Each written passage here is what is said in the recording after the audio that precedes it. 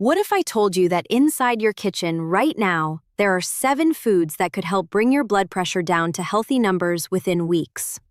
And I'm not talking about some exotic superfood you have to order online or track down at a specialty store. I'm talking about foods you probably already have in your refrigerator or pantry. Foods your grandparents ate their entire lives. Foods that cost less than your morning coffee. I'm Dr. Olivia Carter, and I need to share something with you today that could genuinely change the trajectory of your health. But before we get to the 7 foods, let me tell you why potassium matters so much for your blood pressure, and why what I'm about to show you might be more important than anything you've tried before. See, most people with high blood pressure are told to cut sodium. Less salt, less processed food, watch what you eat. And that's not wrong advice. But here's what they almost never tell you. Adding potassium to your diet can be just as powerful, maybe even more powerful than cutting sodium. And I'm going to prove it to you. By the end of this video, you're going to know exactly which 7 potassium-rich foods you should be eating every single day, why they work so effectively, and how quickly you might start seeing results. If this information matters to you, if you want to take control of your blood pressure naturally, subscribe to this channel and hit the bell so you don't miss a single video. I'm Dr. Olivia Carter, and I've spent 23 years helping people just like you lower their blood pressure without relying solely on medications. Let's get into it. Now, let me start with something that might surprise you. About a year ago, a patient named Harold came into my office. He was 67 years old, retired engineer, very methodical, very careful about his health. He'd been managing high blood pressure for about 10 years, was on 2 medications, watching his diet, exercising regularly. By all accounts, he was doing everything right. But his blood pressure was still elevated. Not dangerously high, but not where we wanted it either. Consistently running around 142/88. His doctor was talking about adding a 3rd medication. Harold didn't want another pill if he could avoid it. He asked me, "Is there anything else I can do? Anything at all?" I asked him to tell me about his typical diet, what he ate in a day, what he drank, how much sodium he was consuming. And you know what I discovered? His sodium intake wasn't the problem. It was actually reasonable. But his potassium intake was dismally low. He was eating maybe 1,500 milligrams of potassium a day when his body needed at least 4,700 milligrams. That's a massive gap. And that gap, that deficiency in potassium, was keeping his blood pressure elevated despite everything else he was doing right. I told Harold about the research on potassium and blood pressure, about how this single mineral can literally change how your body regulates pressure in your blood vessels. I gave him a simple plan: incorporate more potassium-rich foods into his daily diet. Nothing complicated, nothing expensive, just strategic food choices. Within 8 weeks, his blood pressure dropped to 134/82. Within 4 months, we were able to reduce one of his medications. He avoided that 3rd drug entirely. Now, I'm not telling you this to suggest that potassium alone will solve everyone's blood pressure problems. If you're on medication, you should never stop taking it without talking to your doctor. But I am telling you that potassium is one of the most powerful yet underutilized tools we have for blood pressure management. And most people have no idea how much they need or where to get it. So let's talk about why potassium is so crucial for your blood pressure. Your body uses potassium for hundreds of different functions. But when it comes to blood pressure, there are 3 main mechanisms at play. First, potassium helps your body balance sodium. Sodium and potassium work in a delicate dance inside your cells. When you have plenty of potassium, your kidneys can efficiently flush excess sodium out of your body through urine. But when potassium is low, that process breaks down. Sodium builds up in your bloodstream, drawing water into your blood vessels and increasing the pressure against the vessel walls. Think of it like a garden hose. If you're trying to push water through a hose, the pressure inside that hose depends on how much water is in there. More water, more pressure. Sodium is what puts more water into your bloodstream. Potassium is what helps push that water out. When you have enough potassium, you maintain that balance.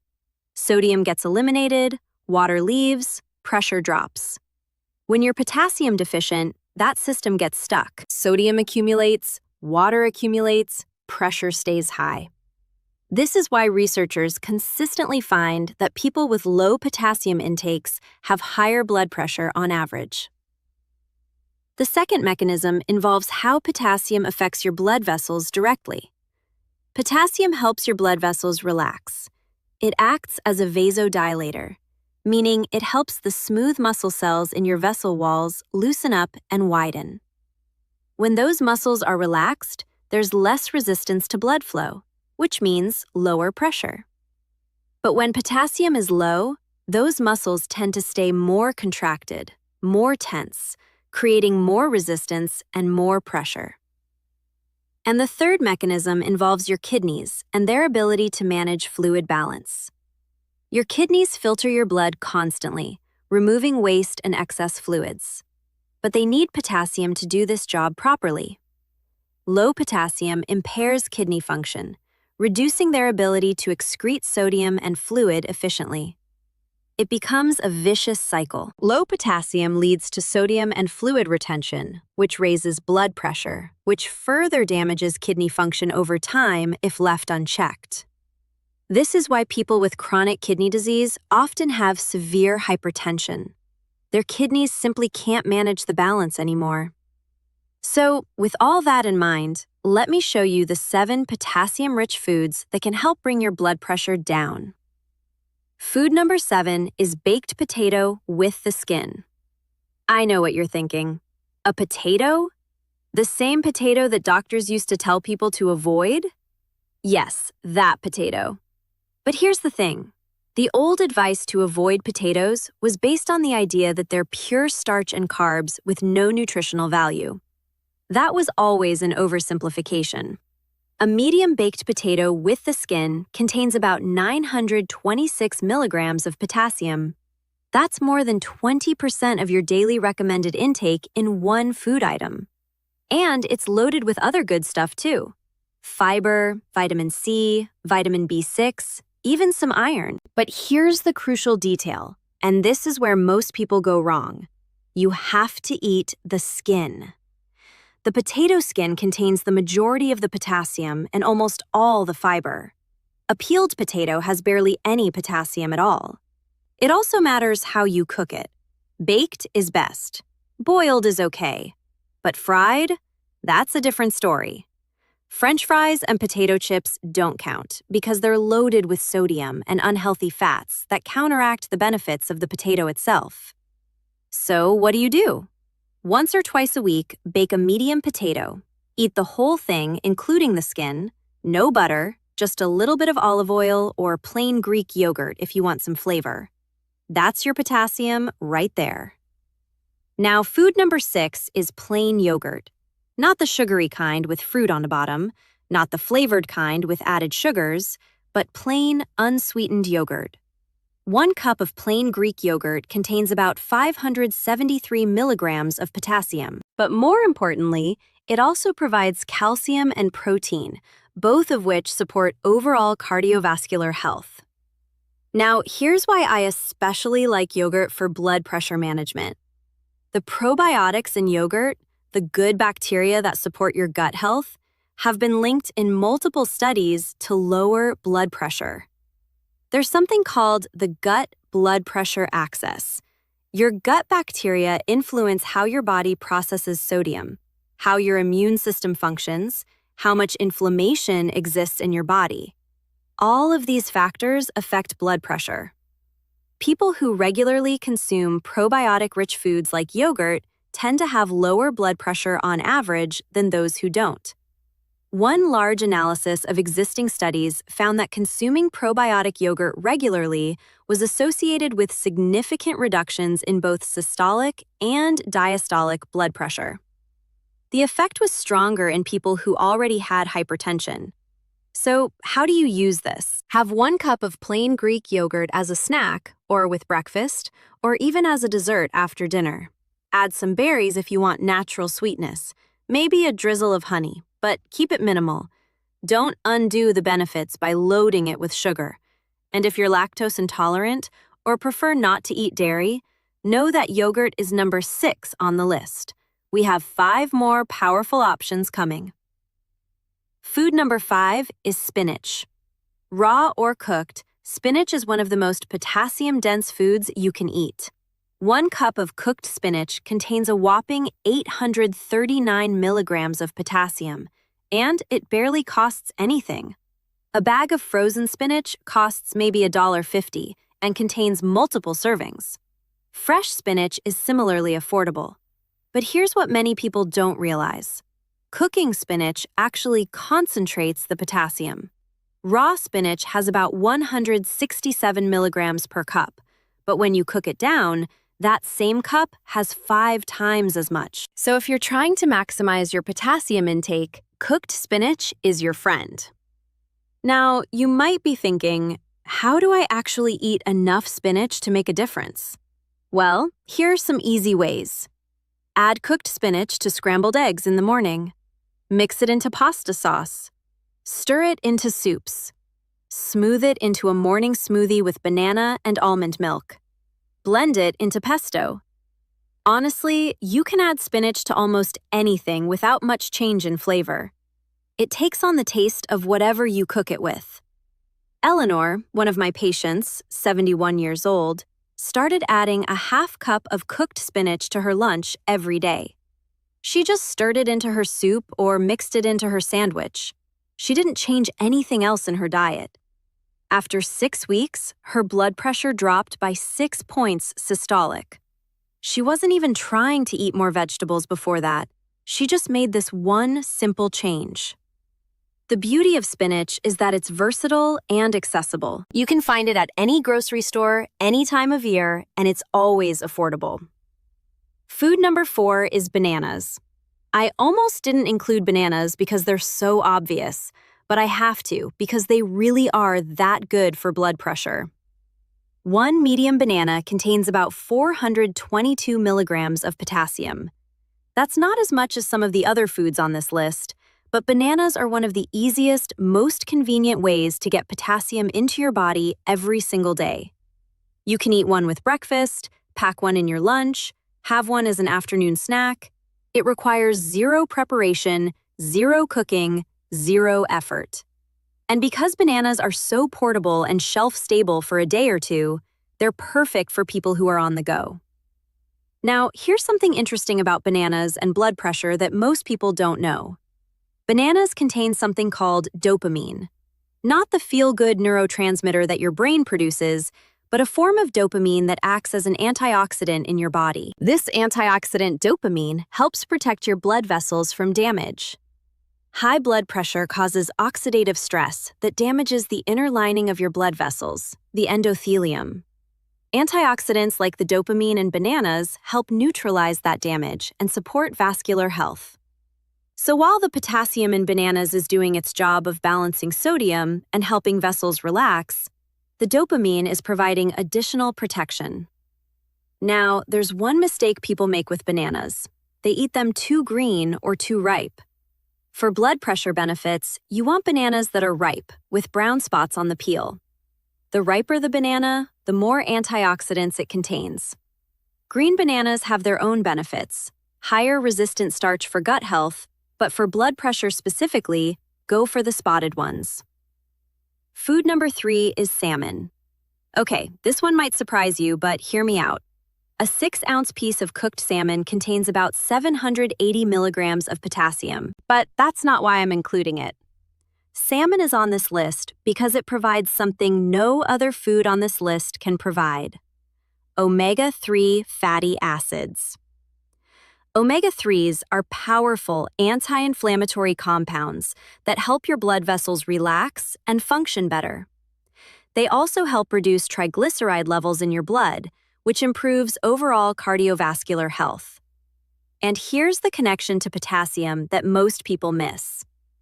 Omega-3s help your body absorb and utilize potassium more effectively. When you combine potassium-rich foods with omega-3 fatty acids, you get a synergistic effect. The two nutrients work together to lower blood pressure more than either would alone. Studies have shown that people who eat fatty fish like salmon 2 to 3 times per week have lower blood pressure on average and a significantly reduced risk of heart disease and stroke. Now, here's the practical side. You don't need expensive, wild-caught salmon every single week. Canned salmon works just as well for potassium and omega-3 content. You can make salmon patties, salmon salads, add canned salmon to pasta. Even smoked salmon on a bagel counts. Whatever works for your budget and your taste preferences. But aim for 2 to 3 servings per week. Margaret, 69 years old, started eating salmon twice a week after I explained this to her. She'd never been a fish eater, but she forced herself to try it because she was so motivated to avoid adding another medication. 3 months later, her systolic blood pressure had dropped by 8 points. She was thrilled. And now she actually enjoys salmon. She told me she makes this honey garlic salmon that's absolutely delicious. Food number 2 is avocado. One whole avocado contains about 975 milligrams of potassium. That's more than a banana, more than most people expect. And avocado has something else that makes it special for blood pressure. It contains heart-healthy monounsaturated fats that help reduce LDL cholesterol levels. But here's why that matters for blood pressure. When LDL cholesterol is high, it builds up in your artery walls, causing atherosclerosis, hardening and narrowing of your arteries. When your arteries are stiff and narrow, your heart has to pump harder to push blood through them, which raises blood pressure. Avocado helps combat this process. The healthy fats in avocado support arterial flexibility and reduce the buildup of plaque. And the potassium in avocado does its job of balancing sodium and relaxing blood vessels. Together, these effects can be quite powerful. Now, the challenge with avocado is that it's high in calories. One avocado has about 250 calories, which can add up quickly if you're not careful. The solution? Use half an avocado at a time. Cut it in half, wrap one half in plastic wrap, and store it in the fridge. Eat the other half. That gives you around 500 milligrams of potassium and about 125 calories. You can spread it on toast instead of butter, slice it onto salads, add it to smoothies. There are so many ways to incorporate half an avocado into your day. Now, if you want to get even more strategic about this, pair your avocado with one of the other foods on this list. Avocado on whole grain toast with a poached egg. That gives you potassium from the avocado and from the egg. Salmon salad with avocado on top. That's potassium plus omega-3s plus healthy fats all in one meal. And now we come to food number 1. The king of potassium foods when it comes to blood pressure control. Are you ready for this? Food number 1 is watermelon. And before you dismiss this as too simple or too obvious, let me explain why watermelon earns the top spot. 1 full cup of diced watermelon contains about 170 milligrams of potassium. That might not sound like a lot compared to some of the other foods on this list, but here's what makes watermelon extraordinary. It contains something called citrulline, an amino acid that your body converts into arginine. Arginine is a precursor to nitric oxide, and nitric oxide is one of the most powerful vasodilators your body produces. When nitric oxide levels are high, your blood vessels relax and widen dramatically, allowing blood to flow more easily and reducing pressure significantly. This is the same mechanism behind some of the most popular blood pressure medications. They work by increasing nitric oxide production. Watermelon does this naturally, through food, and the effect is real. Studies have shown that people who consume watermelon juice or eat watermelon regularly experience measurable reductions in blood pressure, particularly in the hours after eating it. One study found that participants who drank watermelon juice twice daily for 8 weeks saw significant drops in both systolic and diastolic blood pressure. Now, how much watermelon do you need? About 2 cups per day is ideal. That's about 1/4 of a medium watermelon. You can eat it fresh, drink it as juice, add it to smoothies, whatever works for you. The key is to consume it regularly, every day if possible. Now, here's a practical tip about watermelon. It has a high water content, which might seem like a problem if you're trying to limit fluids for some reason. But actually, that water content is a feature, not a bug. The water in watermelon helps hydrate you, and proper hydration actually supports healthy blood pressure. When you're dehydrated, your blood vessels constrict and your blood gets thicker, both of which raise pressure. So the water in watermelon is working with the potassium and the citrulline to lower your blood pressure from multiple angles simultaneously. Now, let me put all of this together into a practical plan you can follow starting today. You don't have to eat all 7 of these foods every single day. That would be great, but it's not realistic for most people. What I recommend is focusing on 3 or 4 of them that you actually enjoy and can incorporate easily into your routine. Pick your favorites, make them part of your daily eating habits, and stick with it for at least a month. Consistency is absolutely critical here. 1 banana here and there isn't going to move the needle. But a banana every single day, combined with a serving of yogurt, plus cooked spinach a few times per week, that's the kind of consistent pattern that produces results. Now, there are a few things you need to know before you start loading up on potassium. First, if you have kidney disease, you need to talk to your doctor before making major changes to your potassium intake. Your kidneys regulate potassium levels in your body, and if they're not functioning properly, too much potassium can actually be dangerous. This is not a one-size-fits-all recommendation. Your doctor needs to be involved. Second, if you're on certain blood pressure medications, specifically potassium-sparing diuretics like spironolactone or amiloride, adding more potassium to your diet could cause your potassium levels to get too high. Again, talk to your doctor. They can monitor your blood levels and adjust your medication if needed. Third, more potassium isn't always better above a certain point. There's a sweet spot. The recommended intake for most adults is 2,600 to 3,400 milligrams per day. Going significantly above that isn't necessary and might have negative effects in some people. So aim for the recommended range, not megadosing. Fourth, always get your potassium from food first, not supplements. The potassium in food comes packaged with other beneficial nutrients, fiber, antioxidants, all of which work together to support your health. Potassium supplements can cause stomach upset and might not be absorbed as effectively.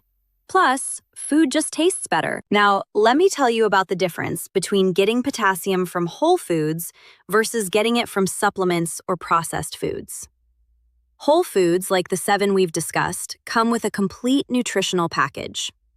The banana has fiber and antioxidants alongside the potassium. The spinach has iron and vitamins alongside the potassium. The salmon has omega-3s and protein alongside the potassium. When you eat these foods, all of these nutrients work together synergistically. Your body absorbs them better, uses them more effectively, and you get benefits that extend beyond just blood pressure. Processed foods that claim to be fortified with potassium are a different story. The potassium in those foods might be listed on the label, but your body doesn't absorb and use it the same way. And those processed foods usually come with added sodium, added sugars, preservatives, things that can counteract the benefits of the potassium. So always prioritize whole foods first.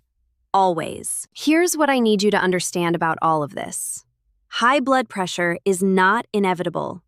It's not something you just have to accept and manage for the rest of your life. Yes, there are genetic factors, there are age-related components, there are underlying conditions that contribute. But there are also things within your control. What you eat is absolutely within your control, and potassium is one of the most powerful levers you can pull. 7 foods, that's all. Baked potato with skin, plain yogurt, spinach, banana, salmon, avocado, and watermelon. 7 accessible, affordable, delicious foods that can help bring your blood pressure down. You don't have to eat them all every day. You don't have to overhaul your entire diet. You just have to be strategic. Pick a few, make them part of your routine, stick with it, and give your body time to respond. Blood pressure doesn't change overnight, but it does change. I've seen it happen in patient after patient, person after person, just like you.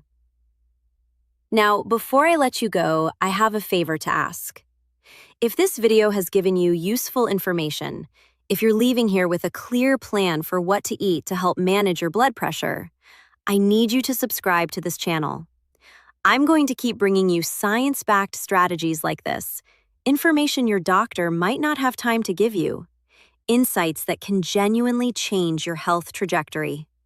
Hit that subscribe button, hit the bell so you're notified when I post new videos, and do me one more favor.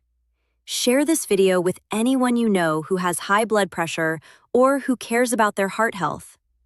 This information could help someone prevent a stroke, avoid a heart attack, get off a medication. You could be the person who shares the information that changes someone's life. Now, leave a comment below. Tell me which of these 7 foods you're going to start incorporating into your diet. Are you team banana? Team watermelon? Team salmon? I want to know. I read every single comment and I love hearing from you. Take care of your heart, take care of your blood pressure, and I'll see you in the next video.